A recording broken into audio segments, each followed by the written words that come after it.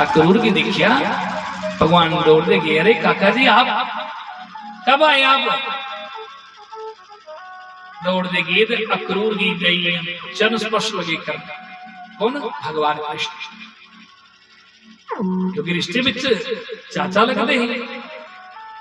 कृष्ण लगे प्रणाम करने पर अक्रूर जी ने हाथ पकड़ ले, बोले प्रभु की करा रहे हो? अरे लाला ऐसा मत करो। भगवान ने कहा नहीं काका जी आप हमसे बड़े हो। पर अक्रूर ने प्रणाम नहीं करने दिया, क्योंकि अक्रूर कृष्ण के बारे में जानता है कि ये साधारण नहीं है। और देखो मेरे प्रभु सज्जनों, बड़ों को कितना मान सम्मान देते हैं, बड़े की कितना मान सम्मान देते हैं। मान सम्मान को देना सीखिए तो भगवान से देखो, तो कृष्ण भगवान होकर भी रिश्ते में अपने से बड़ों को प्रणाम करते हैं।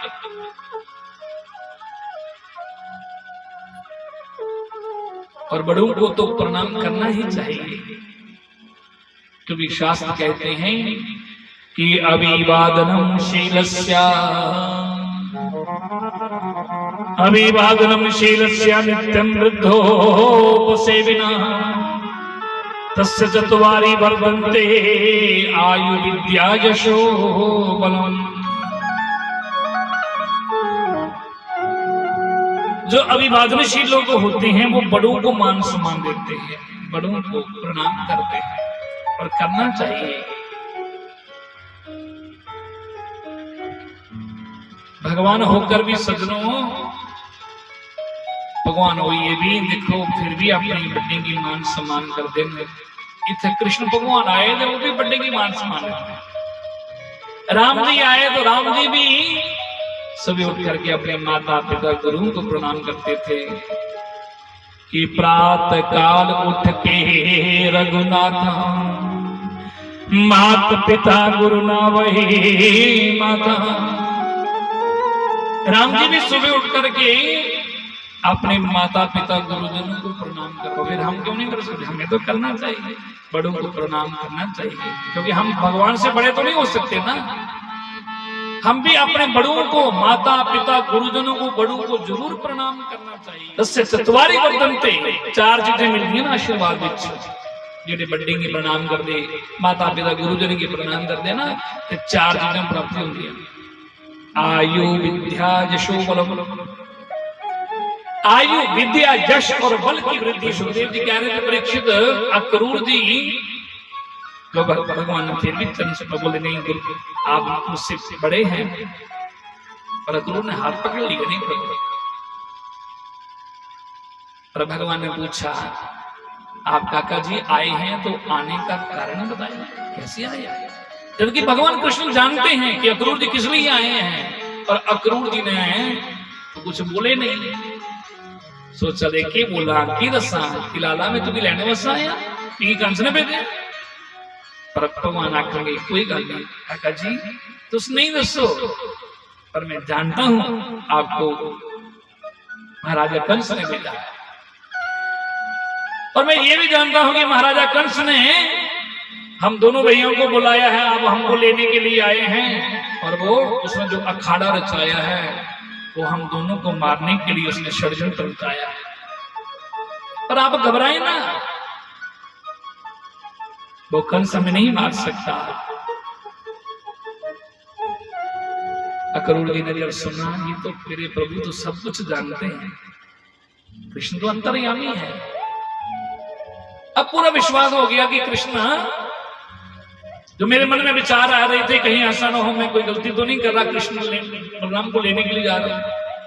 और अब पूरा विश्वास हो गया कि कृष्ण देव की 8वां पुत्र है, कंस का काल है। हो सकता है प्रभु ने मेरे हाथों से ही कार्य करवाना हो ताकि कृष्ण जल्दी जल्दी जाएं और उस पापी दुष्ट का जल्दी जल्दी खात्मा करें।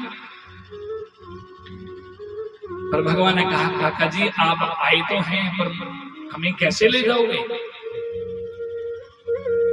अरे मैया को बताओगे कि मैं कृष्ण बलराम को लेने के लिए आया हूं, कंस ने भेजा है, तो जानते हो मैया जाने देगी क्या?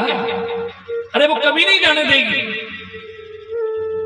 अरे काम करना काका जी, मैया पूछेगी, बाबा पूछेंगे तो आपने बोलना कि कृष्ण बलराम को इसलिए लेने के लिए आया हूँ।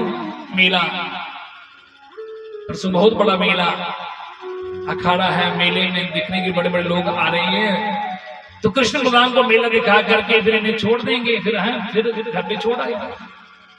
तो हो सकता है मेला देखने के लिए मैया भेज दे। भगवान ने पहले ही अक्रूर जी को कह दिया, अक्रूर जी आज आए नंद बाबा से मिले, मैया यशोदा से मिले, रात्रि में यहां बैठे हैं। नंद जी ने पूछा कि आप कैसे आए हैं, आपने बताया नहीं। अक्रूर जी ने कहा, देखिए मैं आया हूं कृष्ण बलराम को लेने के लिए, और कृष्ण बलराम का जैसे ही सुना कि कृष्ण बलराम को लेने के लिए आए, मैया यशोदा ने जैसे ही सुना, पर मैया यशोदा दौड़ती हुई आ गई, भोजन परोस रही थी और सुनते ही भोजन वहीं पर पड़ा रहा, दौड़ती हुई आ गई। अक्रूर जी को देखा और क्रोध में गुस्से में आकर के अक्रूर जी को कहने लगी, आप मेरे लाला को लेने के लिए आए? आपने ये कैसे सोच लिया कि मेरे कृष्ण बलराम को आप ले जाएंगे? कहां ले जाना आपने? अक्रूर जी ने कहा, देवी गुस्सा नहीं होना, आपके कृष्ण बलराम को मेरे मन में इच्छा हुई कि चलो कृष्ण बलराम को परसों बहुत बड़ा मथुरा में एक मेला होने जा रहा है, धनुष यज्ञ का मेला है, बड़ा अद्भुत मेला है, बड़े बड़े ग्रामीण लोग आ रहे हैं देखने के लिए, और मैंने सोचा चलो कृष्ण बलराम को भी उनको भी ले चलेंगे। मैया ने कहा, मैं कृष्ण बलराम को नहीं जाने दूंगी। अब भगवान भी जिद करने लगे, मैया हम तो जाएंगे, हमने तो कभी मथुरा नगरी तो देखी नहीं, और हम पहली बार मथुरा नगरी देखेंगे, मैया हमको जाने दो ना। भगवान भी जिद करने लगे, कृष्ण बलराम दोनों भैया, क्योंकि प्रभु ने सोचा हमको भी तो कुछ करना पड़ेगा। तो नंद जी ने कहा कि देवी अरे क्यों इतनी परेशान हो रही हो, 2 दिन की बात है, बच्चे अगर जिद कर रहे हैं, बच्चों की भी इच्छा है, तो कोई बात नहीं, जाने दे। मन में सोचा, यशोदा कब तक तुम इन्हें रोकोगी, क्योंकि नंद जी जानते हैं कि कृष्ण तो देवकी का 8वां पुत्र है। नंद जी ने मन में विचार किया, यशोदा आखिर एक न एक दिन तो इनको जाना ही पड़ेगा, क्योंकि इनके माता पिता तो जन्म देने वाले तो देवकी वसुदेव जी है, और कब तक रोकोगी?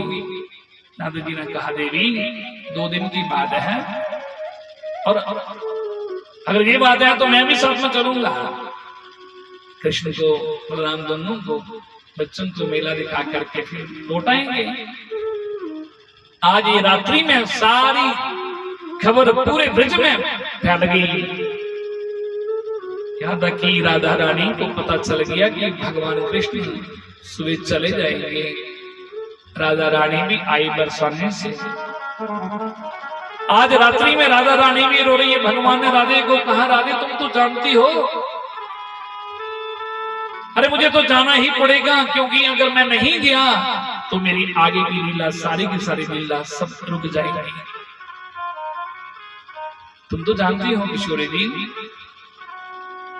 राधा रानी भी रो रही है, पर मैया को भी बार बार मेरे प्रभु समझा रहे हैं, मैया 2 दिन की बात है, तुम क्यों रो रही है, 2 दिन के बाद हम लौट आएंगे।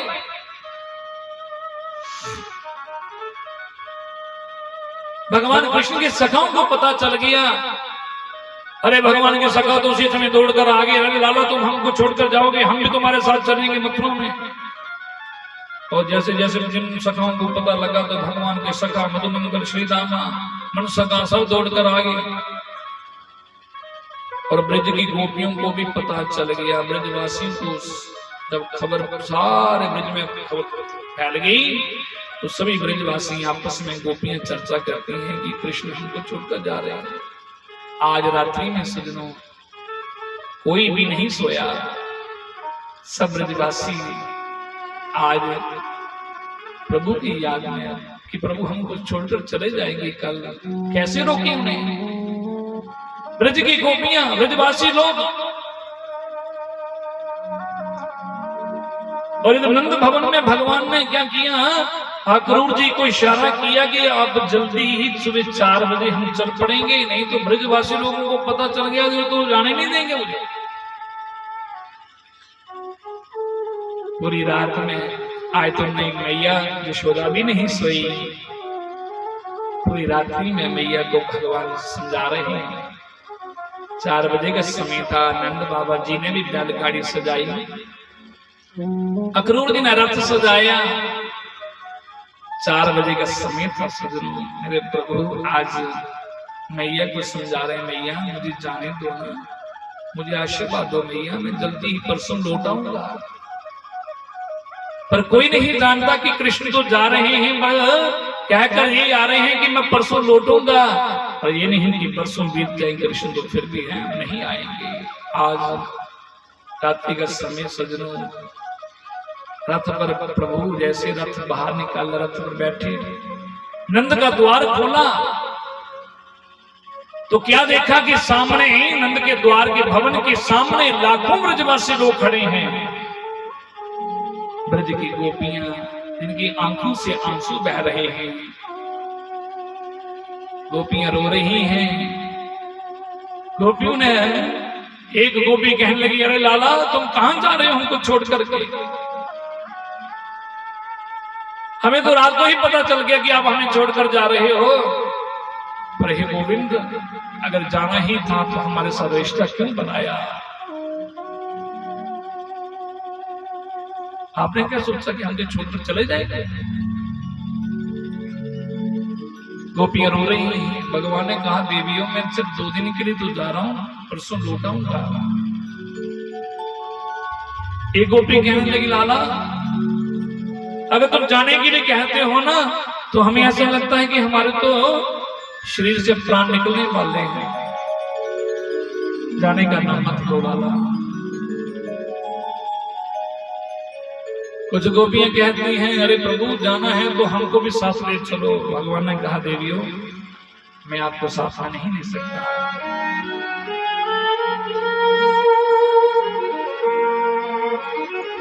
एक गोपी तो भगवान के रथ के आगे जमीन पर लेट गई, प्रभु आज मैं देखती हूँ कैसे आप जाते हो, निकालो रथ। भगवान ने गोपी को प्रणाम किया, देवी मुझे जाने दो, मैं सच कहता हूँ 2 दिन के बाद परसों लौट आऊंगा। और भगवान की गौ माता, जिनको प्रभु गौ माताओं को चराते थे, आज वो गौ माता भी उनकी आंखों से आंसू बह रही है। गौ माताओं ने रात को कुछ नहीं खाया। ऐसे पता चला कि प्रभु हमको भी छोड़कर जा रहे हैं, और गौ माता भी रो रही हैं कि आज के बाद हमारी भी बेकदरी हो जाएगी, हमें कौन पूछेगा प्रभु। आज ब्रज में सब लोग, ब्रजवासी लोग रो रहे हैं। भगवान हाथ जोड़ के बार बार कह रहे, मुझे जाने दीजिए। और गोपियों ने कहा, अगर तुम, अरे लाला जरूर जाना है तो फिर हम भी आपके साथ जमुना तक आपके साथ चलेंगे। और जमुना तक हम साथ चलेंगी, और जब तक आप नहीं लौटोगे तब तक हम भी घर वापस नहीं आएंगे। गोपियों ने भी प्रतिज्ञा कर ली। कृष्ण बलराम जी, भगवान कृष्ण बलराम रथ पर बैठे हैं, और पीछे पीछे ब्रजवासी लोग साथ साथ में चल रहे हैं। चलते चलते जमुना तक सब ब्रजवासी लोग गए। भगवान ने सबको सबसे विदा ली, हाथ जोड़कर कहा कि आप यहीं पर आगे मत जाना। जमुना को पार किया, और कृष्ण के रथ की जब तक ध्वजा दिखाई दे रही है तब तक गोपियां भगवान को देखते देखते देखते, जब कृष्ण की रथ की ध्वजा दिखना बंद हो गई तो गोपियां जो हैं मूर्छित होकर नीचे गिर गई, रोने लगी। एक गोपी कहती है, अरे ब्रह्मा तुम्हें जरा भी हम पर तरस नहीं आया? अरे कृष्ण से, अगर कृष्ण को हमसे दूर ही करना था तो कृष्ण से हमने मिलाया ही क्यों? हे विधाता, तेरा स्वभाव ये अच्छा नहीं है। तो पहले जीव को मिलाता है और फिर जब उसके साथ एक रिश्ता बन जाता है तो फिर उसे दूर करने की कोशिश करता है, ताकि उसकी याद में, उसके वियोग में वो रोता रहे। और जैसे हम रो रही हैं, एक गोपी कहती है मुझे लगता है कि ब्रह्मा विधाता ही वो अक्रूर बन के आया, हमारे कृष्ण को हमसे चुरा कर ले गया। आज गोपियां रो रही हैं, सजनों ब्रजवासी लोग, तब वो सबको छोड़कर चले गए। ब्रजवासी लोग देखते रह गए। कृष्ण भगवान बलराम जी महाराज दोनों भैया, कृष्ण के सखा नंद बाबा,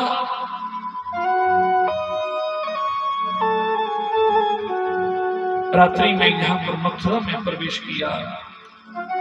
मथुरा में जब रात की तो जमुना घाट पर रुके। अक्रूर जी ने कहा प्रभु आप रात्रि में यहीं विश्राम कीजिए, और अगर आप कहें तो प्रभु दास की कुटिया में चलें। और ये बहुत बड़े बड़े महल दिखाई दे रहे हैं ना, अक्रूर जी कह रहे हैं ये कंस की नगरी है, और इन महलों के बीच एक दास की छोटी सी कुटिया है। अगर आप चलें तो भगवान ने कहा नहीं अक्रूर जी, अभी हम कहीं नहीं जाएंगे, पर हाँ आपकी कुटिया में जरूर आएंगे। भगवान ने अक्रूर को कहा आप जाइए। अक्रूर जी ने भगवान को प्रणाम किया। अक्रूर जी ने कंस को सूचना दे दी, महाराज जिस कार्य के लिए आपने मुझे भेजा था वो मैंने आपका कार्य पूरा कर दिया।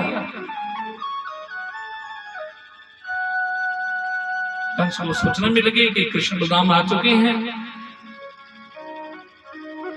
और कंस ने तो सारी व्यवस्था की है, कृष्ण को मारने के लिए बड़ा बड़ा षड्यंत्र रचाया है। रात्रि में भगवान कृष्ण बलराम नंद बाबा कृष्ण के सगा सब रात्रि में यमुना घाट में रुके, और सुबह होते ही भगवान ने कहा अरे बाबा हम पहली बार मथुरा में आए हैं, तो हमारी इच्छा है कि मथुरा नगरी देख ली जाए। बलराम ने नंद बाबा ने कहा बेटा लाला थोड़ा ध्यान से चलना, ये कंस की नगरी है, जानते हो ना कंस की नगरी है। बोले बाबा आप चिंता ना करें, मेरे प्रभु कृष्ण बलराम साथ में कृष्ण के सखा अब मथुरा की गलियों में प्रवेश करने लगे। और सुखदेव जी कहते हैं परीक्षित कंस ने अपने राज्य में पूरे मथुरा वासियों को पहले ही सूचना दे रखी थी कि कृष्ण बलराम जब आए तो कोई भी उसका स्वागत ना करे, क्योंकि वो मेरा शत्रु है, मेरा काल है, इसलिए उसका कोई भी स्वागत ना करेगा।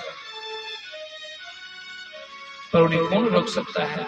कंस के मना करने पर भी फिर भी लोगों ने क्या किया, अपने अपने घर के बाहर द्वार पर बड़े बड़े सुंदर हैं अपने द्वारों को सजाया है, द्वार पे तोरण लगाए हैं, बड़े बड़े हैं, सजावट हुई है कि लोगों ने इसलिए कि कृष्ण बलराम जब आएंगे।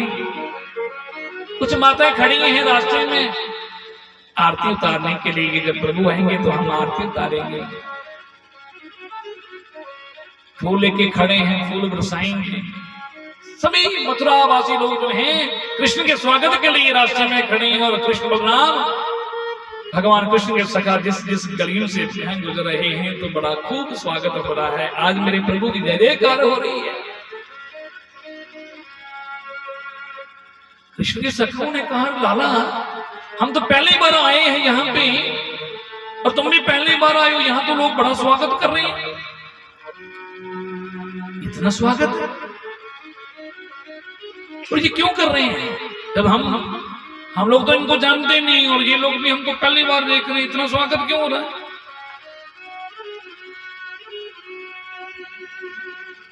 कुछ लोग वहां चर्चा कर रहे थे, तो जो बीच में है ना वो इसने मोर का पंख है धारण किया है, तो कृष्ण वो देवकी का पुत्र है।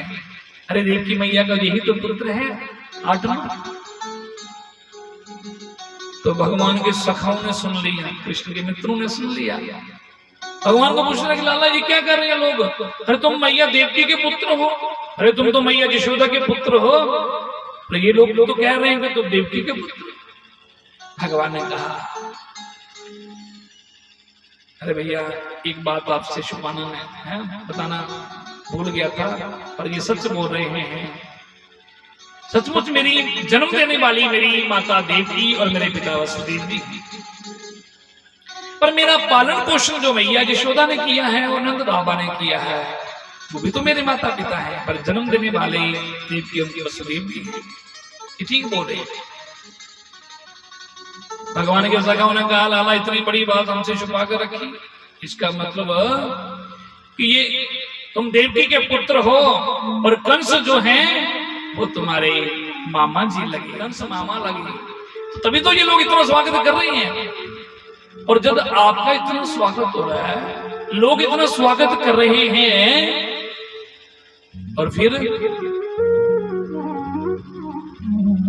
महाराजा कंस तो बहुत फिर खूब स्वागत करेंगे। प्रभु ने सोचा कि तुम क्या जानो, तुम्हें तो पता चलेगा कि जब कंस कितना हमारा स्वागत करेंगे, वो तो समय आने पर पता लगेगा।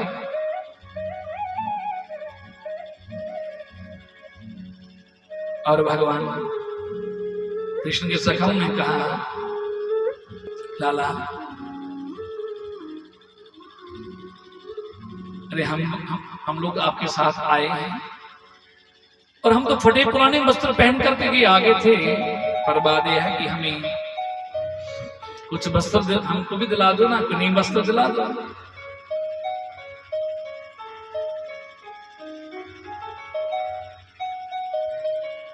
पूज्य महाराज श्री मंच पर विराजमान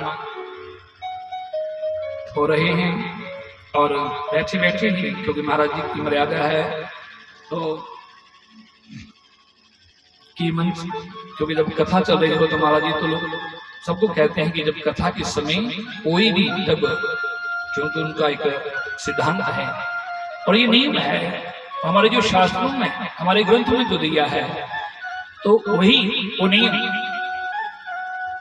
वो कहते हैं कि जब भी कहीं भी कथा हो, जब भागवत, क्योंकि भागवत कथा जब हो रही हो तो उस समय संत कोई भी आ जाए तो खड़े होकर के स्वागत नहीं करना चाहिए, क्योंकि उससे भागवत जो ग्रंथ होता है, जो परमात्मा का भामांग स्वरूप है, क्योंकि ये भागवत जो है भगवान का भामांग स्वरूप है प्रभु का, तो उसमें फिर भगवान का अपमान हो जाता है। क्योंकि ठीक है, भगवान कहते हैं कि मैं संतन का दास, संत मेरे मुकुट मणि, भगवान कहते हैं संत मेरे मुकुट के मणि हैं। संतों को भी भगवान ने अपनी ऊंची पदवी दी है, अपने से ऊंची दी है, पर संत वही गुरु वो है जो परमात्मा को ऊंचा समझे कि मैं कुछ नहीं, मैं तो उसका दास हूं। तो महाराज जी का भी एक सिद्धांत है कि वो सबको कहते हैं कि जब कथा हो रही हो तो उसके बीच में, हाँ, उस समय ये हमेशा हमको ध्यान रखना चाहिए। और जिस भागवत, ये साक्षात मेरे प्रभु का भामांग स्वरूप है, साक्षात मेरे गोविंद का भामांग स्वरूप है। हे नाथ नारायण वासुदेवा, हे नाथ नारायण वासुदेवा, हे नाथ नारायण वासुदेवा, हे नाथ नारायण वासुदेवा, हे नाथ नारायण वासुदेवा, हे नाथ नारायण वासुदेवा। श्री कृष्ण गोविंद हरि मुरारी, हे नाथ नारायण वासुदेवा।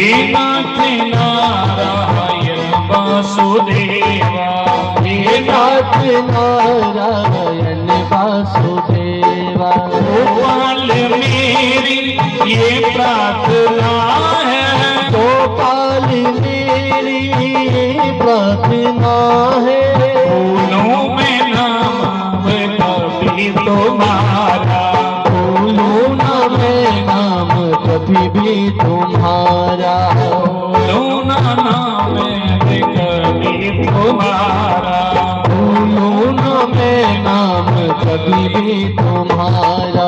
निष्काम होके दिन रात गाओ, निष्काम होके मैं दिन रात गाऊं, निष्काम होके दिन रात गाओ, निष्काम होके मैं दिन रात गाऊं।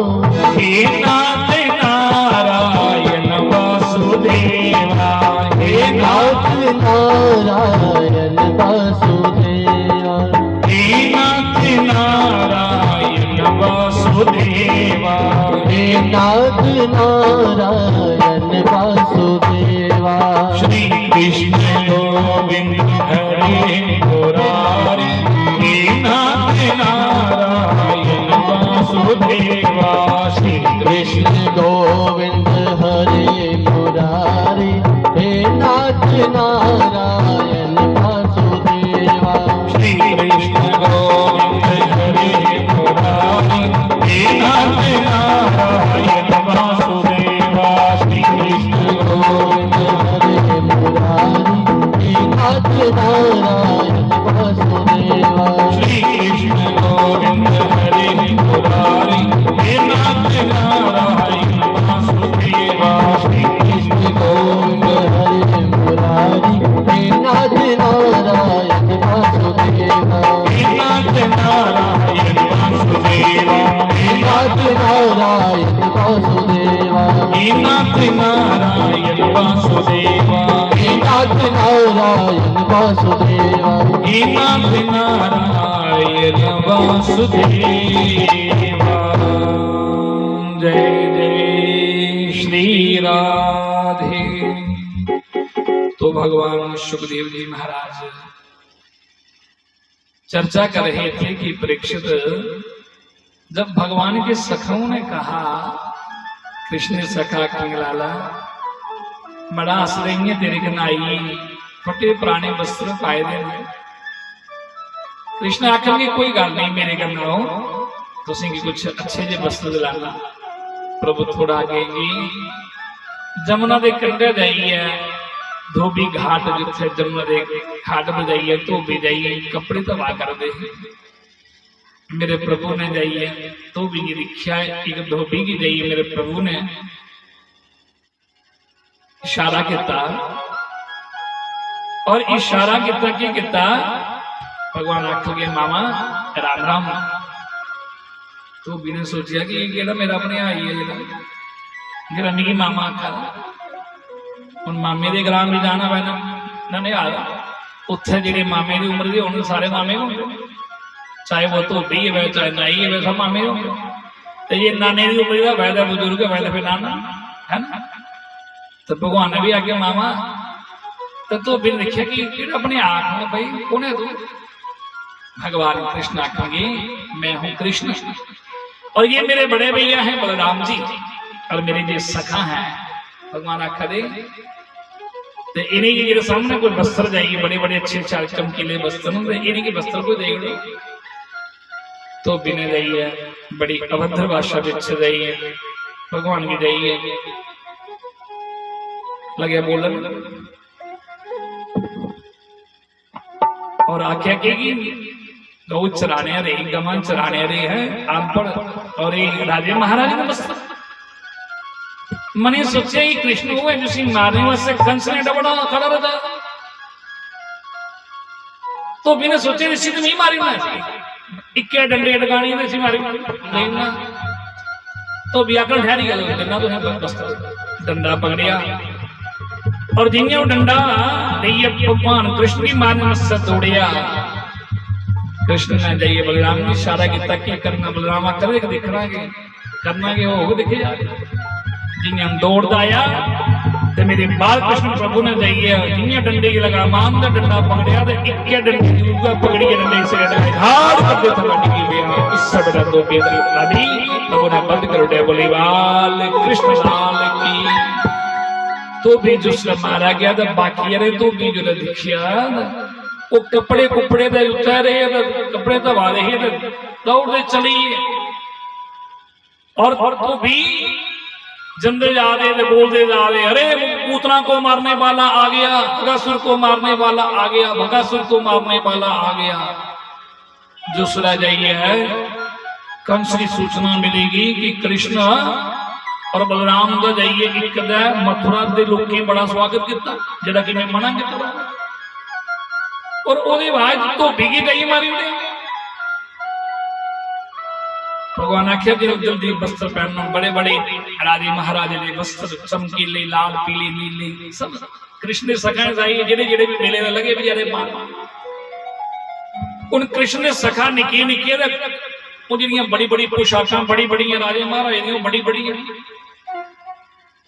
बेचारे पाए दे बड़े खुश हो रहे कि इन्ने ख्याल वस्त्र लभे न, पर जो जा दे लोग हसा दे, लोग ही हसा दे क्योंकि पोशाकां बड़ी बड़ी लंबी लंबियां बड़ी बड़ी एक घरे पाए बेचारे जा करते गलियां बिच जाइए झाड़ू मारने जरूरत नहीं पवा दी, गलियां सफाई हो रही लोग दिखा दे के देखो।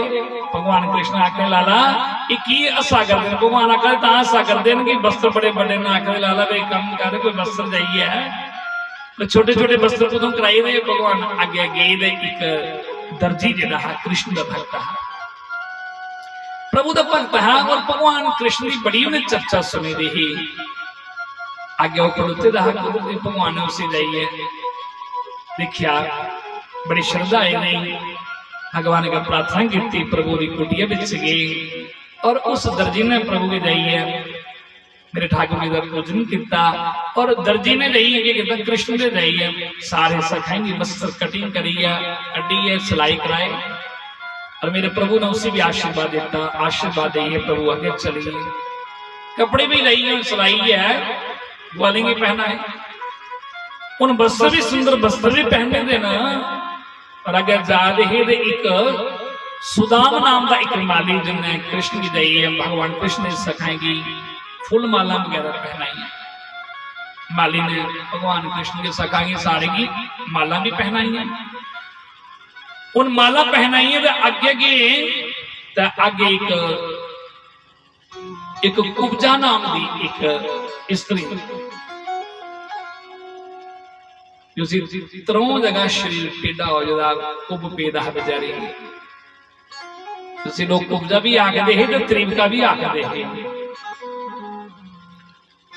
और जिन्हें सामने आए ना मेरे प्रभु ने दई से पूछा भगवान पूछने कि देवी आपका परिचय क्या है, आप कौन हो और कहां जा रही हो। वो जी कुब्जा बेचारी बड़ी खुश हुई बड़ी प्रसन्न हुई कि मेरी पहली बार उसने देवी आख्या क्योंकि लोग कुब्जा करी आ रहे कुब्जा कुब पेदा बेचारी शरीर जो त्रों जगह टेढ़ा कुब्जा या त्रिवका करी बुलाते बड़ी मेरी खुश हुई कि मेरी पहली बार उसने देवी आख्या।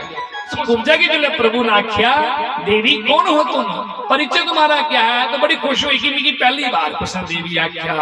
मेरे प्रभु क्या कड़ोई बोली हे गोपाल आज मुझे पहली बार किसी ने देवी करके बुलाया है, पर हे गोपाल मैं अपना परिचय क्या दूं, मैं कौन हूं। अरे प्रभु मैं तो कंस की दासी हूं और रोज कंस को चंदन का लेप करने के लिए जाती हूँ, चंदन का लेप करने जन्नी है। पर प्रभु वैसे नाम तो मेरा सरेंद्री है पर लोग मुझे कुब्जा कुब्जा करके बुलाते हैं त्रिवका क्योंकि मुझे मेरा शरीर 3 जगह से टेढ़ा है वो पेड़ा बेचारी।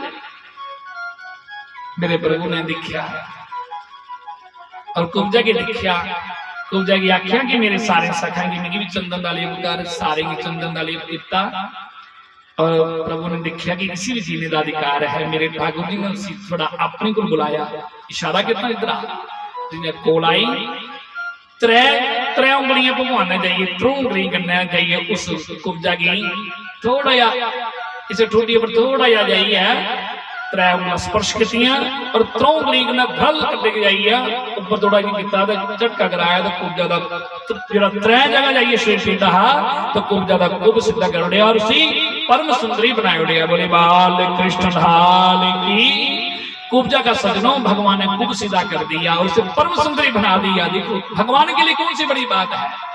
भगवान जिस पर कृपा कर दे तो भगवान क्या नहीं कर सकते।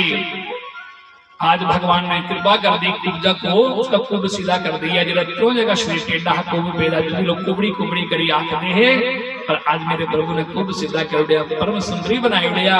और कुब्जा ना जाइए प्रभु की दिखिया, अरे गोपाल आपने तो कृपा कर दी, अपने शरीर की दिखिया। और प्रभु ने चरण जाइए, चरनी की बोली प्रभु हे गोपाल आप मेरी कुटिया में चले। भगवान ने कहा नहीं आज नहीं, फिर आपकी कुटिया में आएंगे पर आज नहीं। भगवान ने कुब्जा को कह दिया कि आपकी कुटिया में जरूर आएंगे। और कुब्जा बड़ी खुश होकर के, और देखो भगवान ने उसको भी जीने का अधिकार दे दिया। सुखदेव जी कहते हैं परीक्षित और कंस को भी पता चल गया कि कुब्जा का भी उस कुबड़ी का भी कुब सीधा कर दिया कृष्ण ने। और ये क्या चमत्कार हो रहा है। और आगे भगवान ने सोचा कि अब देखा चंदन भी लगा लिया और आगे बढ़े। सुखदेव जी कहते हैं परीक्षित आगे जैसे ही भगवान के, तो आगे मेरे प्रभु ने सोचा कि कंस को तो मारना है, पर कंस को मारने से पहले मुझे उस धनुष यज्ञ में जाना पड़ेगा जहां पर जो कंस को एक धनुष मिला था, जो शंकर जी के द्वारा मिला था, जिस धनुष को कोई भी नहीं तोड़ सकता था। क्योंकि जिस धनुष को जब कंस को धनुष मिला था तो उसको कहा था कि ये धनुष इस दुनिया में कोई भी ऐसी ताकत नहीं है जो धनुष को तोड़ सकती है सिवाय नारायण के बिना, कोई भी नहीं तोड़ सकता। क्योंकि ये धनुष भगवान साक्षात नारायण ही तोड़ सकते हैं। और जो जब तक तुम्हारे पास रहेगा तब तक तुम्हें कोई मार नहीं सकता। और ये धनुष जो भी तोड़ेगा तो समझ लेना कि उसी के हाथों तुम्हारी मृत्यु हो, तुम्हें छोड़ नहीं सकता। और प्रभु ने सोचा कंस को मारना है, मुझे धनुष पहले तोड़ना पड़ेगा। और जिस धनुष जो बहुत बड़ा धनुष यज्ञ का मेला उसने रचा रखा था, धनुष रखा था, बड़े बड़े पहलवान जिसको उठा नहीं सकते थे, तोड़ना तो बड़ी दूर की बात। और आज मेरे गोपाल पहलवान देखने लगी, अरे ये छोटा सा बालक ये धनुष की ओर बढ़ रहा है, अरे जिसको हम नहीं तोड़ सकते, उठा नहीं सकते। अब 11 वर्ष के हैं समझो मेरे प्रभु, 11 वर्ष। और आज मेरे प्रभु कितने 11 वर्ष और 56 दिन के हैं। ध्यान देना है भगवान की कितनी उम्र है, 11 साल 56 दिन देना कृष्ण भगवान 11 साल और 55 दिन तक सजनों 11 साल 54 दिन दे भगवान ब्रिज विच लीला की। और आज जब कंस के यहाँ तो भगवान 11 साल 56 दिन के आज जब धनुष यज्ञ में आज भगवान आगे बढ़े और मेरे प्रभु ने उस धनुष को देखा और कहते हैं परीक्षित भगवान ने बाएं हाथ से धनुष को उठाया और जैसे ही धनुष को उठाया और जितनी देर में पलक गिनते हैं और उतनी देर में भगवान ने धनुष को उठा करके धाड़ धाड़ करके 3 टुकड़े कर दिए। और धनुष जब तोड़ दिया तो सब पहलवान बड़े बड़े योद्धा हैरान हो गए, ये क्या हो गया, चमत्कार हो गया। और इस बालक ने धनुष को तोड़ दिया, बोली बाल कृष्ण लाल की। तो धनुष को तोड़ दिया। कंस को सूचना मिल गई महाराज वो धनुष टूट गया। और कंस को तो जब वो सूचना मिली कि धनुष तोड़ दिया कृष्ण ने, और कंस तो उसी समय डर गया कि मेरा काल अब आ गया, क्योंकि उसको पता था कि धनुष तो नारायण के सिवा कोई तोड़ नहीं सकता। और उसको तो उसी समय पता लग गया कि अब तो मेरा काल, अब तो मेरी मृत्यु निश्चित है। और सजनों मौत एक ऐसी चीज है, मौत से बड़े बड़े डरते हैं। और मौत तो कंस को पता भी चल गया, पर फिर भी कंस ने, आदमी क्या नहीं करता बचने के लिए, कंस ने बड़े बड़े पहलवानों को, योद्धाओं को, चारों मुष्टि को रास्ते में खड़ा कर दिया। और एक कुबलीपुरी नाम का हाथी भी आगे खड़ा किया था। भगवान आगे बढ़े तो कुबलीपुरी नाम के हाथी जो भगवान को मारने के लिए आगे खड़ा किया था, मेरे प्रभु ने उस कुबलीपुरी नाम के हाथी को भी मार दिया। कंस के पास ये भी समाचार मिल गया कि कुबलीपुरी भी हाथी भी मारा गया। और सभी ने देखा कि लाला जी क्या हो रहा है, बड़े बड़े पहलवान तुमको देख रहे हैं और ये आगे खड़े हैं। भगवान ने कहा कि अरे सखाओं को कहा कि तुम लोग कह रहे थे ना कि मामा कंस बहुत बड़ा स्वागत करेगा, अरे ये मामा ने तो सारे स्वागत के लिए खड़े किए। अब तो पता चल गया ना कि मामा ने कितना बड़ा स्वागत मेरे लिए, आगे देखो सब बड़े बड़े पहलवानों को खड़ा किया है। भगवान ने सभी सखाओं को कहा कि आप लोग ऐसा करो। और नंद बाबा को कहा बाबा आप लोग थोड़ा सा आप थोड़ा उधर देखिए, जो मेला देखने के लोग आए हैं चारों तरफ, उस रंगभूमि में चारों तरफ और भगवान ने अपने सखाओं को भी कहा आप लोग उधर जाइए और हम दोनों भैया चलते हैं आगे। कृष्ण बलराम दोनों भैया जब रंगभूमि में प्रवेश करने लगे और बड़े बड़े पहलवान योद्धा कृष्ण को देख रहे हैं। अब कुछ तो योद्धा तो भगवान कृष्ण को देखते ही तो भागने लगते हैं। क्यों भागने लगते हैं? उनको उन्होंने देखा ये तो हमसे बहुत बड़ा पहलवान है। और कुछ तो भगवान के चरणों में गिर जाते हैं, पर प्रभु मारना मत, क्योंकि हम पेट की खातिर यहाँ पर नौकरी करते हैं। सुखदेव जी कहते हैं परीक्षित, चारों तरफ जो रंगभूमि में लोग मेला देखने के लिए आए हैं और आज सब लोग देखने की, ये तो कंस ने तो इस कृष्ण को मारने के लिए बहुत बड़ा षड्यंत्र रचा रखा है। और ये धनुष यज्ञ का तो खाली एक बहाना था। सभी लोग देख रहे हैं, बड़े बड़े पहलवान खड़े हैं और यहाँ पर जितने भी लोग बैठे हैं ना, कृष्ण सबको अलग अलग दिखाई दे रहे हैं। ध्यान देना, कृष्ण सबको अलग अलग दिखाई दे रहे हैं। पहलवानों को भगवान कृष्ण, उन पहलवानों को लग रहा है कि कृष्ण हमसे भी बहुत बड़ा पहलवान है। पहलवानों को कृष्ण बड़े बड़े पहलवान के रूप में दिख रहे हैं। छोटे छोटे जो सखा हैं प्रभु उनको सखा के रूप में दिखते हैं। और देखिए सुखदेव जी कहते हैं परीक्षित, किसी को राजकुमार के रूप में, किसी को काम के रूप में, किसी को पहलवान के रूप में।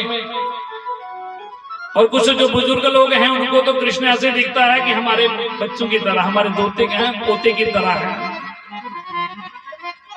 और कंस ऊपर सिंहासन पर बैठा है और ऊपर सब देख रहा है, तो कंस को तो कृष्ण काल के रूप में दिख रहे हैं कि ये काल है। और सबको अलग अलग क्यों दिख रहे हैं?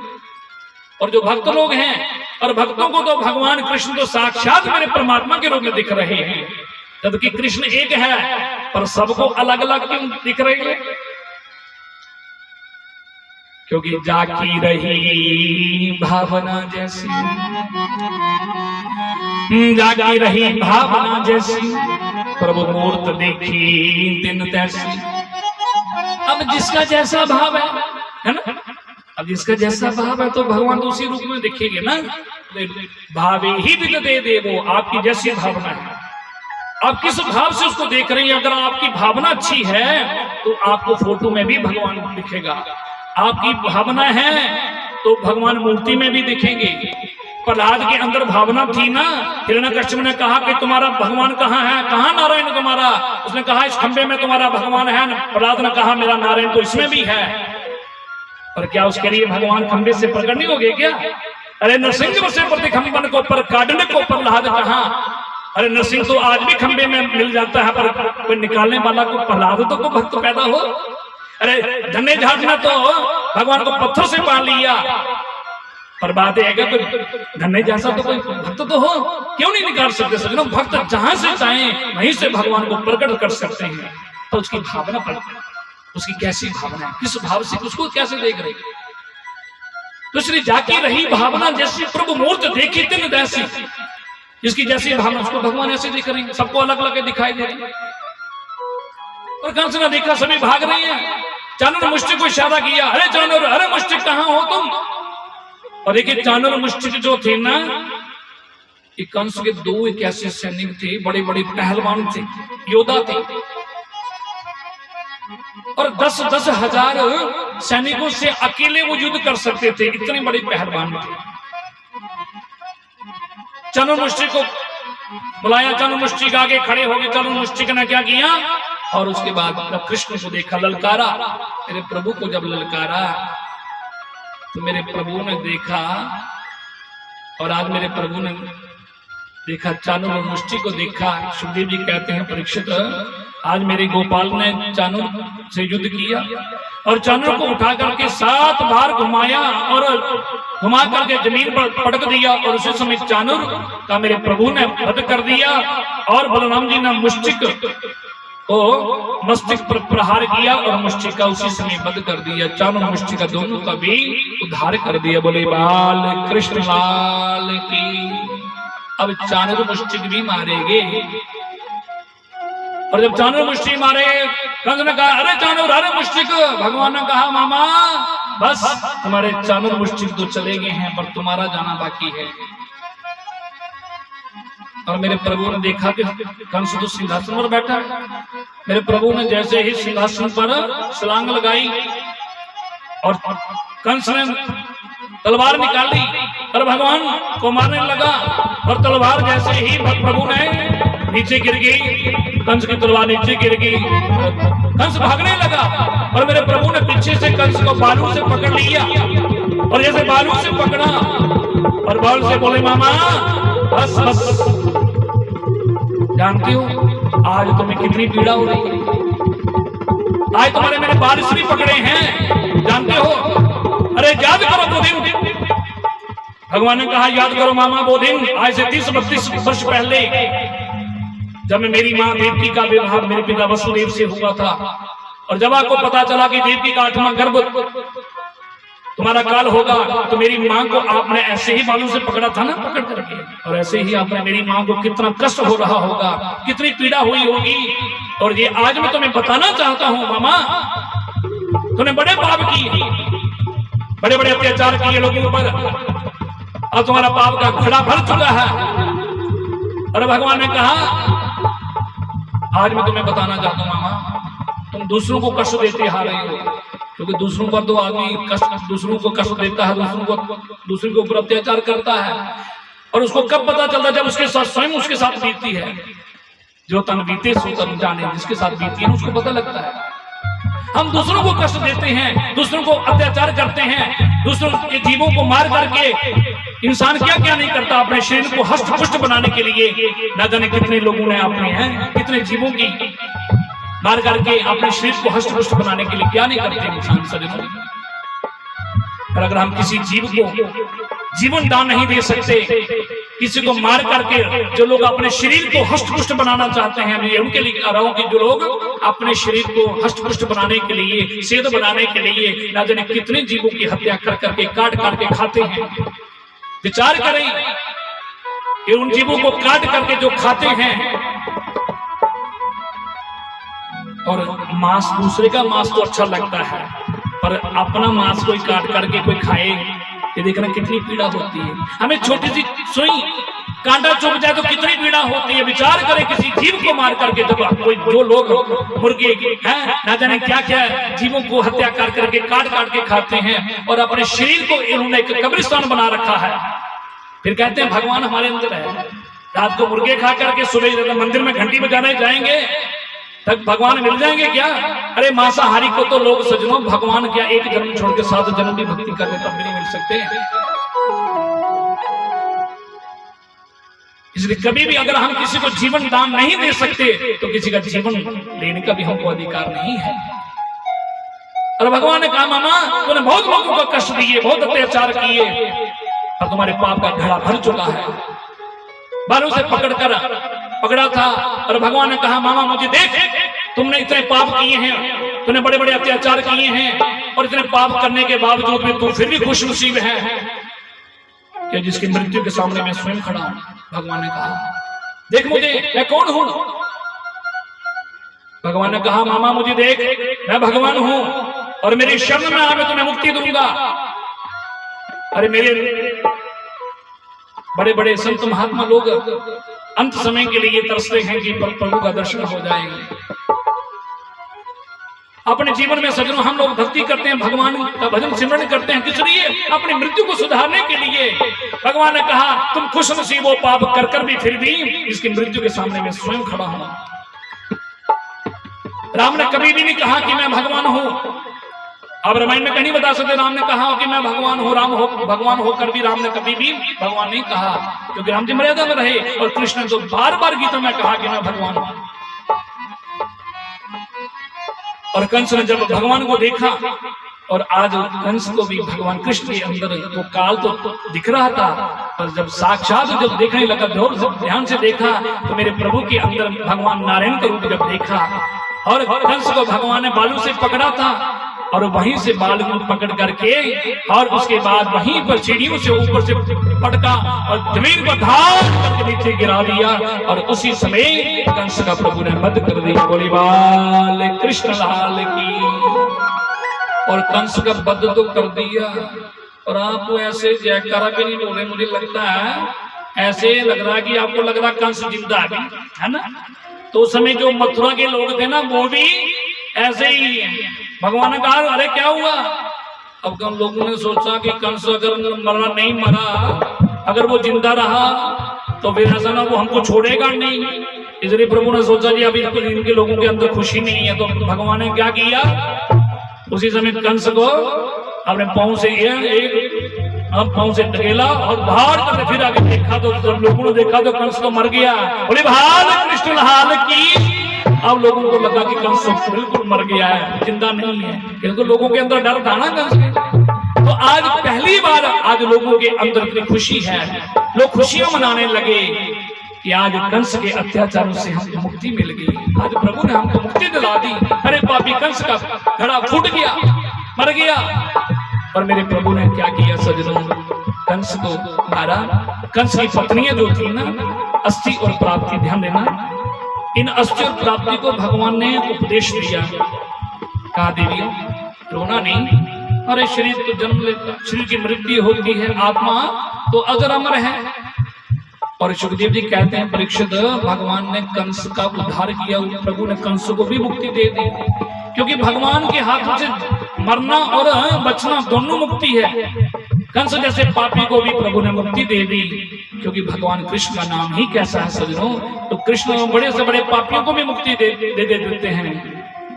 इसलिए तेरी पार करेंगे नैया, भज कृष्ण कन्हैया, पार करेंगे नैया, भज कृष्ण कन्हैया, पार करेंगे नैया, भज कृष्ण कन्हैया, पार करेंगे नैया, भज कृष्ण कन्हैया, पार करेंगे नैया, भज कृष्ण कन्हैया, पार करेंगे नैया, भज कृष्ण कन्हैया, कृष्ण कन्हैया दौड़ के भैया, कृष्ण कन्हैया दौड़ के भैया, कृष्ण कन्हैया दौड़ के भैया, कृष्ण कन्हैया दौड़ के भैया, कृष्ण कन्हैया दौड़ के भैया, कृष्ण कन्हैया दौड़ के भैया, पार करेंगे नैया, भज कृष्ण कन्हैया, पार करेंगे नैया, भज कृष्ण कन्हैया, पार करेंगे नैया, भज कृष्ण कन्हैया, पार करेंगे नैया, भज कृष्ण कन्हैया।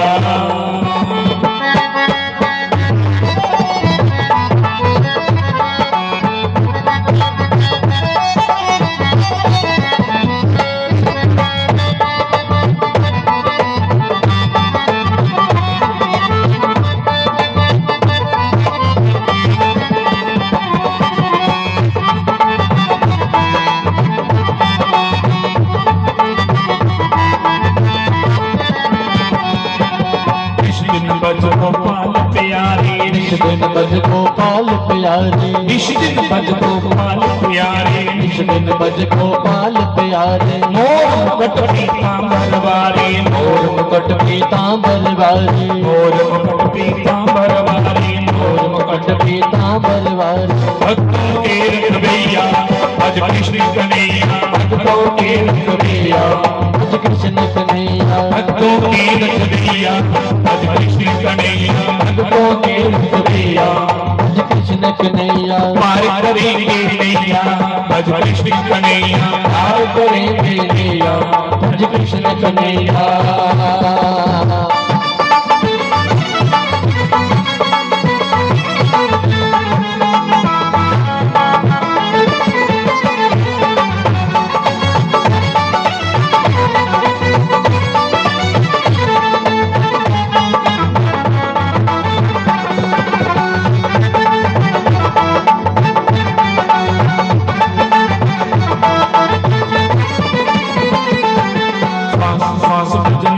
दुलारे, श्वास श्वास भज नंद दुलारे, श्वास श्वास नंद दुलारे, श्वास श्वास भज नंद दुलारे, वही बिगड़ी काज सवारे, कोई बिगड़े काज सवारे, वही बिगड़ी काज सवारे, कोई बिगड़े काज सवारे, नटवर चतुर्दैया, भज कृष्ण कन्हैया, नटवर चतुर्दैया, भज कृष्ण कन्हैया, नटवर चतुर्दैया, भज कृष्ण कन्हैया, नटवर चतुर्दैया, भज कृष्ण कन्हैया, पार करेंगे नैया, भज कृष्ण कन्हैया, पार करेंगे नैया, भज कृष्ण कन्हैया।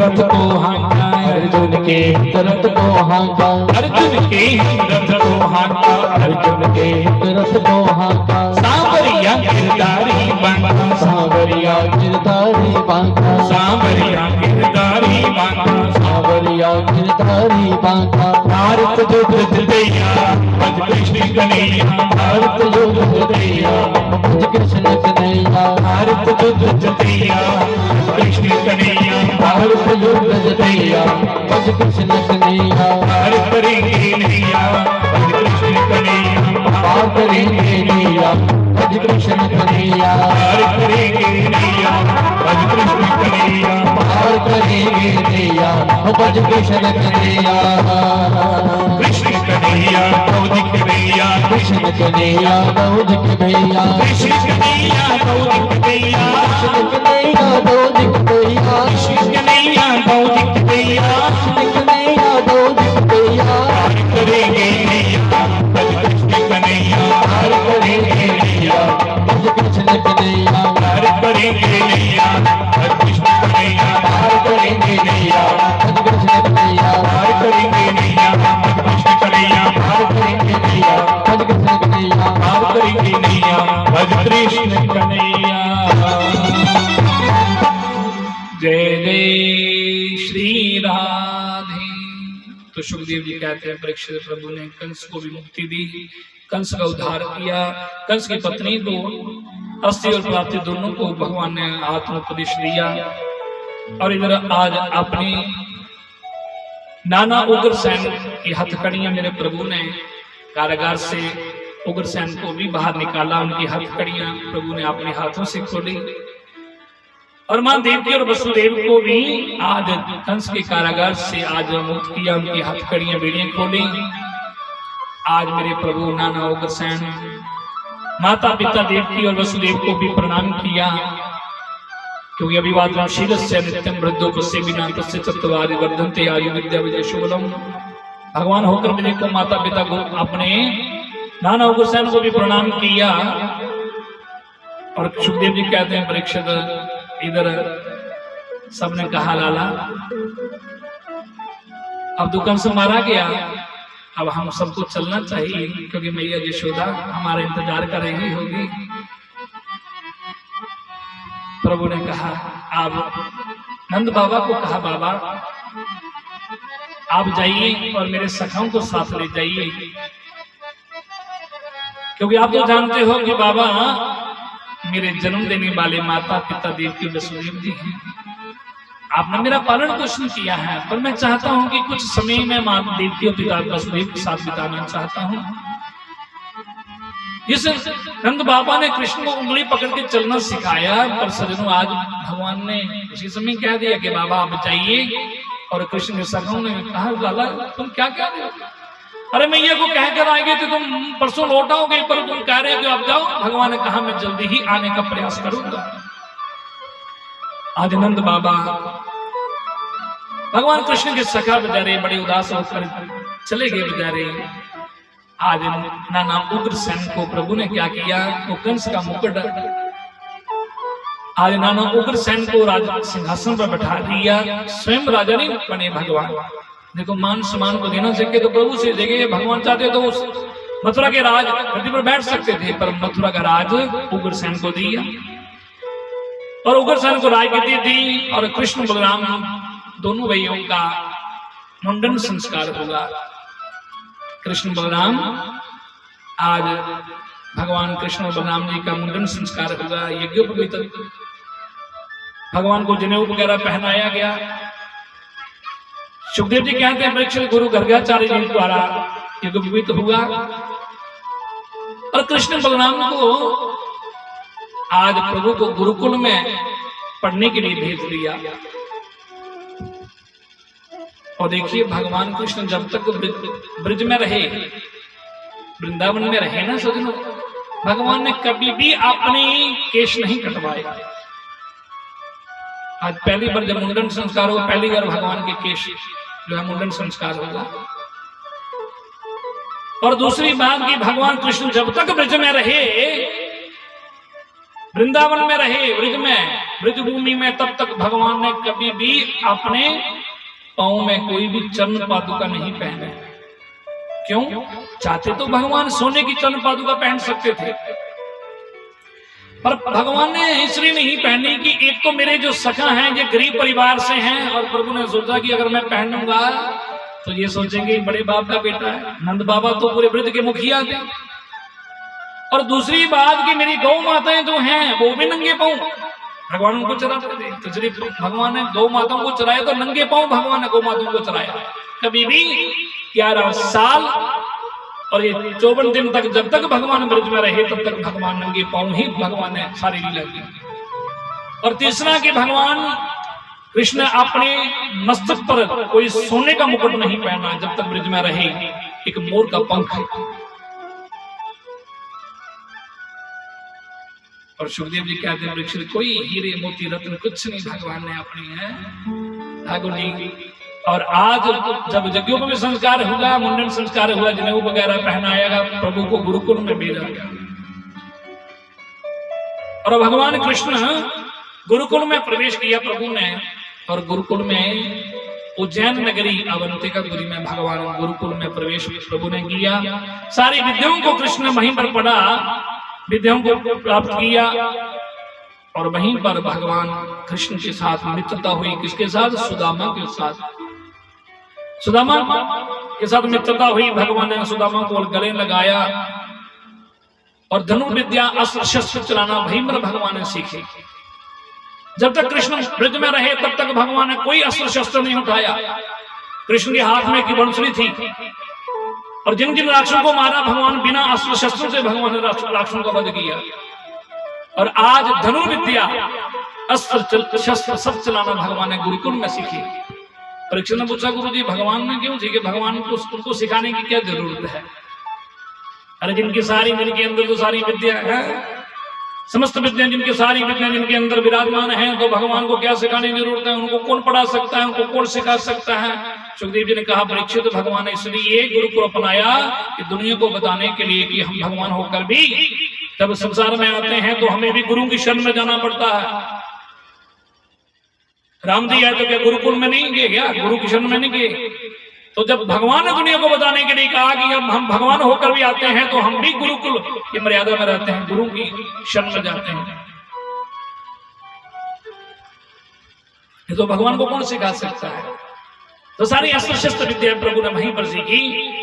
और जब कहते परीक्षित जब आना था तो भगवान को पता लगा कि गुरु का पुत्र जो है वो मारा गया था। तो भगवान ने क्या हुआ कि गुरु के मरे हुए पुत्र को जमपुरी में जाकर के प्रभु ने जमपुरी से मरे हुए पुत्र को जीवित करके गुरु माता को प्रदान किया। और पंचजन्य नाम के राक्षस का वध करके भगवान पंचजन्य नाम का शंख प्राप्त किया। क्योंकि गीता में आता ना कि पंचजन्य और ऋषि के भगवान कृष्ण के हाथ में पंचजन्य का एक शंख है। और जब आने लगे गुरु माता का आशीर्वाद लिया, गुरु जी से भी आशीर्वाद लिया। जब आने लगे तो सुदामा को गले लगाया, सुदामा को कहा सुदामा मेरी मथुरा नगरी में आना। सुदामा ने कहा प्रभु जरूर, समय मिला तो जरूर आऊंगा। आज गुरु माता और गुरु जी का आशीर्वाद लेकर के प्रभु आज मथुरा में आए। पर सुखदेव जी कहते हैं परीक्षित अब भगवान जब आए तो माता पिता देव की वसुदेव को फिर प्रणाम किया। अब जब से भगवान कृष्ण आए हैं तो यहाँ पर जो है ना कृष्ण का जो है अब मथुरा में कुछ मन नहीं लगता, पर वो बड़े उदास रहते हैं। आज मैया देवकी ने सोचा कि मेरा लाला गुरुकुल में चला गया था और मैं तो अपने हाथों से लाला को भोजन भी नहीं करा सकी अपने हाथों से। आज मैया ने सोचा कि आज पहली बार इच्छा हुई कि अपने आज लाला को अपने हाथों से 56 भोग बना करके अपने हाथों से भोजन कराऊंगी। पहली बार मैं देवकी मैया ने 56 भोग बनाए और 56 भोग रख करके बीच थाली में बहुत बड़ा थाल सजा करके उसमें बीच में माखन मिश्री भी रखी थी, इसलिए कि वो जानती हैं कि मेरा लाला माखन मिश्री भी उसको बड़ी पसंद है। तो माखन मिश्री भी रखी है, तो भगवान कृष्ण के पक्ष में भगवान कृष्ण के कक्ष में गई कौन, देवकी मैया। और जैसे अंदर गई तो मेरे प्रभु को देखा तो प्रभु तो बड़े उदास हैं, आंसू टपक रहे। मैया ने देखा ये क्या हो गया। और मैया जैसे देवकी मैया ने कृष्ण को देखा, कृष्ण ने मैया को देखा, थाल सजाकर लाई है भोजन मेरे लिए। और उसमें माखन मिश्री को देखा तो मैया यशोदा की याद आ गई।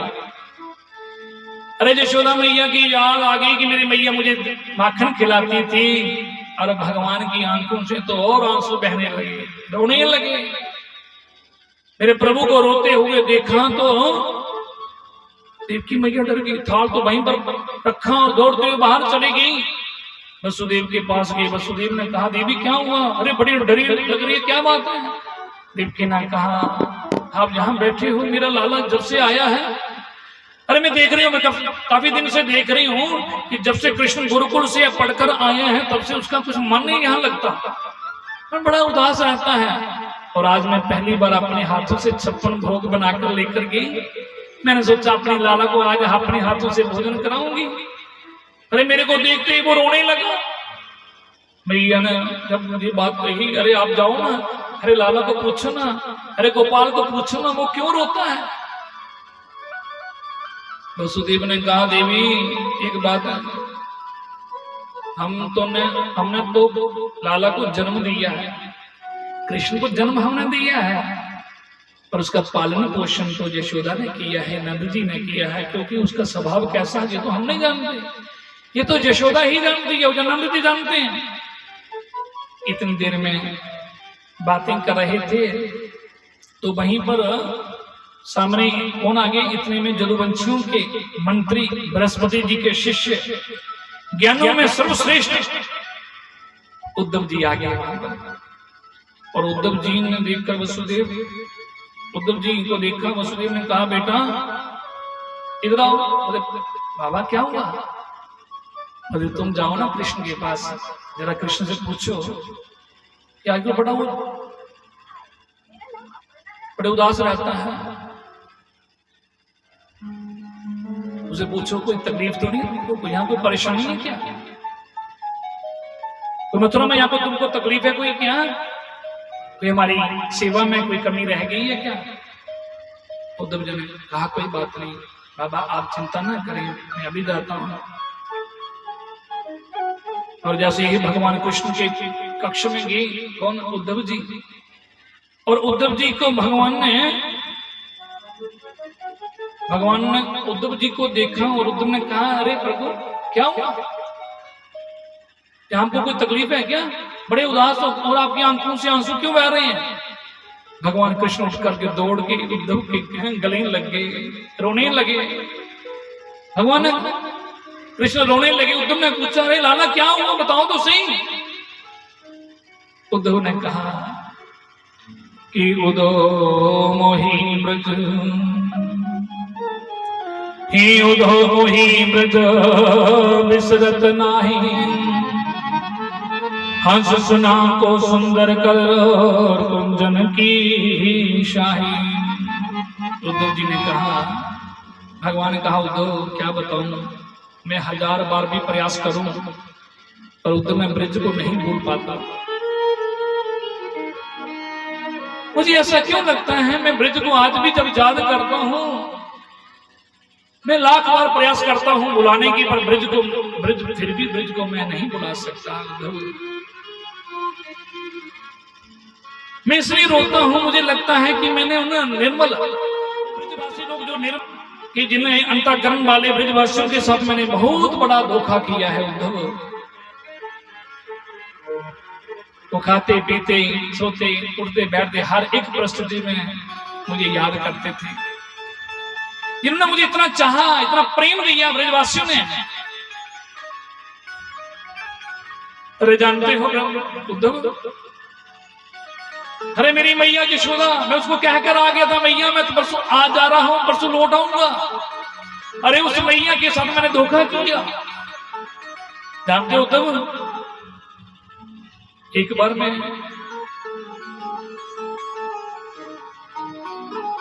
दूध कम पिया, मैया ने सभी वैद्यों को बुला लिया, जितने भी वैद्य सब बुला लिया। अरे देखो मेरे लाला ने आज दूध कम क्यों पिया, जरा सा भी दूध कम पीता तो मैया वैद्यों को बुला लेती। इतना प्रेम करने वाली मैया यशोदा, वो ब्रज की गोपी, ब्रजवासी। अरे बरसों बीत गए, मैं ब्रज को छोड़ के आया हूं, पर अभी मैं ब्रज को बुलाना भी चाहूं तो बुला नहीं सकता। वो ब्रज की गोपियां सर्वस्व जो मुझे अपना सब कुछ मानती हैं, किशोरी राधा रानी के साथ मैंने अन्याय किया।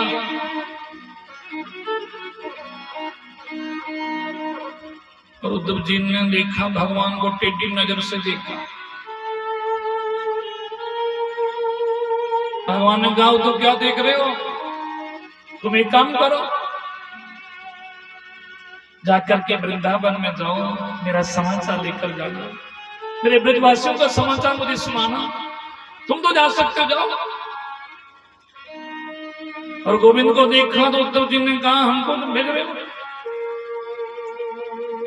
अरे बारे लाला, अरे गोविंद याद आ रही है तो ब्रज की याद आ रही है। अरे वो ब्रजवासी लोग, वो चराने वाले गवाले, अरे वो ब्रज की गोपियां ग्वालिन, अनपढ़, उनकी याद आ रही है, परमात्मा को, साक्षात ब्रह्म को। मेरे प्रभु ने सोचा उद्धव तुम क्या जानो, जिन गोपियों को के बारे में तुम क्या जानो। प्रभु ने सोचा ये तो बहुत बड़ा पढ़ा लिखा तो है, विद्वान है, क्योंकि गुरु बृहस्पति जी का शिष्य है, कितना कम होगा, ज्ञानियों में श्रेष्ठ उद्धव जी। प्रभु ने सोचा कि भक्त ये तो ज्ञानी तो हैं, पर जब तक जी इसको गोपियों के पास नहीं भेजूंगा, गोपियों को कैसे जानेगा ये, और गोपियों का थोड़ा संग करेगा तो उस ज्ञानी जो आपने इसको ज्ञान का कितना अभिमान है, और गोपियों का संग करेगा तो फिर भक्ति का रंग चढ़ जाएगा। क्योंकि ज्ञान भी रूखा, ज्ञान भी बिना भक्ति के ज्ञान भी रूखा है सज्जनों। गोपियां तो साक्षात भक्ति का स्वरूप है, भक्ति देखनी है तो गोपियों के जीवन में। भगवान ने कहा उद्धव जाओगे, उद्धव ने कहा प्रभु हम जाएंगे। अरे हमको तो पढ़े लिखे, हमारी वेद की भाषा को क्या समझेंगे वो लोग अनपढ़ लोग। भगवान ने सोचा इतना अभिमानी से विद्या का। भगवान ने कहा काम करना, तुम उद्धव तुम सरल भाषा में उनको समझाने की कोशिश करना, प्रयास तो करना। उद्धव ने कहा ठीक है लाला, आप कहते हो तो मैं जरूर जाऊंगा, पर एक बात है, मैं 1 घंटे से ज्यादा मैं ब्रिज में नहीं रुकूंगा। भगवान ने सोचा वो तो समय बताएगा, तुम कितनी देर रुकोगे वहां। उद्धव जी जाने लगे। भगवान ने कहा ऐसे मत जाना उद्धव, ये मेरा पीला पीताम्बर ले जाओ, मेरा पीताम्बर ले जाओ, क्योंकि यही वो ब्रजवासी तो मेरे सिवाय तो किसी को कुछ समझते नहीं है। और तुम जाओगे तो जब अपना जब मेरे पीताम्बर को देखेंगे ना ब्रजवासी लोग, वो जान जाएंगे कि कृष्ण का तो मित्र है। मेरा समाचार उनको सुनाना और उनका समाचार उनको बताना कि कृष्ण आज भी आपको याद करते हैं। और सज्जन उद्धव जी आज रथ सजाया, वृंदावन की ओर रवाना हो गए। और जैसे रवाना हो गए उद्धव जी, और भगवान कृष्ण जब से ब्रज को छोड़कर गए हैं, ये जो ब्रजवासी लोग हैं ना,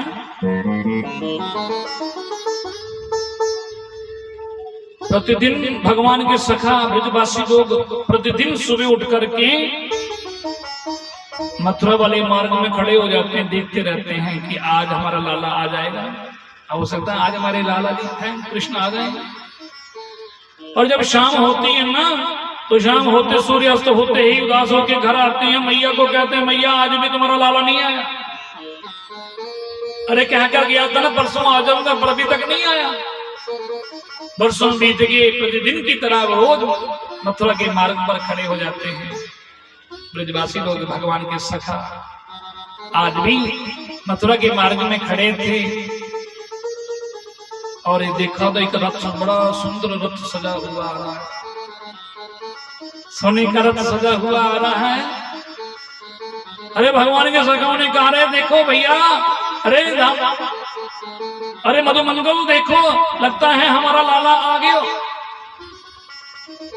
भगवान के सखाओं ने देखा कृष्ण आ गए हैं, बड़ी खुशी दौड़कर जाने लगे। तो एक तो भगवान का सखा था और बाकी वाले तो सभी चले गए, पर मधुमंगल जी ने पीछे पीछे रहा। उसने बाकी वालों ने कहा, क्यों नहीं जा रहे तुम?